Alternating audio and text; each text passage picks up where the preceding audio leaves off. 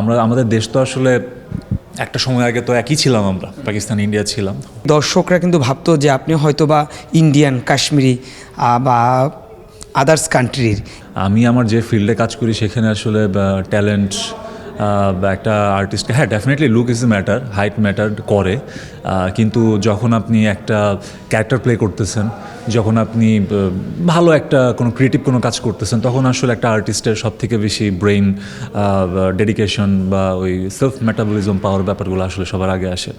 তো সবার ফার্স্টে গিয়ে যখন আমাকে মানুষ এগুলো বলতো, আমি এটা আসলে পজিটিভভাবেই নিতাম, কিন্তু আমার কাছে মনে হয়েছে যে এই জায়গাটাতে আসলে কর্ণপাত না করে আমার নিজের কাজের প্রতি বেশি ডেডিকেশন আর ফোকাস হওয়া উচিত।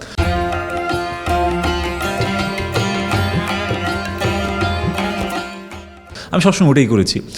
আমি শুনতাম, কিন্তু এটা আসলে এত বেশি উৎফুল্ল হওয়ার বা এরকম কিছু না। হতেই পারে, আমাদের দেশ তো আসলে একটা সময় আগে তো একই ছিলাম, আমরা পাকিস্তান ইন্ডিয়া ছিলাম। হয়তো বা লুক একটু এদিক ওদিক হয়েছে বা হয় আর কি। আমার বাবা অনেক হ্যান্ডসাম ছিল, তো এটা আসলে all credit goes to my father and mother. Allah তাআলা তাদেরকে মানে তাদের হয়ে আসলে আমি আসছি। সো এটাতে আমার নিজস্ব কোনো পার্সোনাল কোনো ক্রেডিট নাই, আর এটা নিয়ে কথা বলারও কিছু নাই। আমি খুব এনজয় করি যখন আমি ফ্যাশন মডেলিং করি। আমার প্রতিদিনই মোটামুটি সব ধরনের ক্যারেক্টার প্লে করতে হয় মোটামুটি, যখন আমি রেগুলার থাকি। আসলে এখন তো ঈদের সিজন, এই মডেলিং করছি, এই হয়তো বা একটা কমার্শিয়ালে কাজ করছি, এই হয়তো বা একটা ফিকশন করছি বা ফিল্ম করছি। সো প্রত্যেকটা দিন এক একটা করে চ্যালেঞ্জ আমার জন্য, and I am enjoying it. আর আমার কাছে মনে হয় যে এটাই হওয়া উচিত। আমি আসলে ওইভাবে কাউকে ফোকাস করতে বা ফলো করতে আসিনি। আমার কাছে মনে হয় যে আজকে আমার দিনটা একটু বেটার করতে হবে।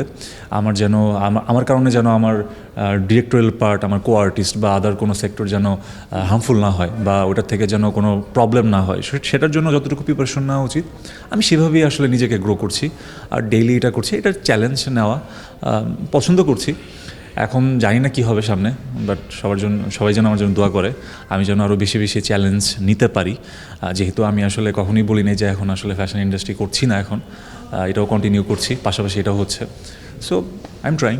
প্রথমে তো নাটকটার নাম হলো মাই ডিয়ার ফ্যামিলি। এটার ডিরেকশনে আছে আমাদের সাজ্জাদ হোসেন বাপ্পি, এটা সিনেমালার কাজ। আর আমার চরিত্রের নাম হচ্ছে রাতুল। রাতুল বিদেশ থেকে এসেছে, অনেক হাই অ্যাম্বিশন, ওর ফিলিংস আছে, ওর ফ্যামিলির প্রতি, ওর নিজের ক্যারিয়ারের প্রতি। সব কিছু মিলিয়ে আসলে রাতুলের ক্যারেক্টারটা একটা মায়ায় ভরা আমার কাছে মনে হয়েছে। সো রাতুল অনেক সুইট, সোবার গায়। সে ফ্যামিলি, ভালোবাসা সব কিছুকে সবসময় মেনটেন করতে বেশি পছন্দ করে।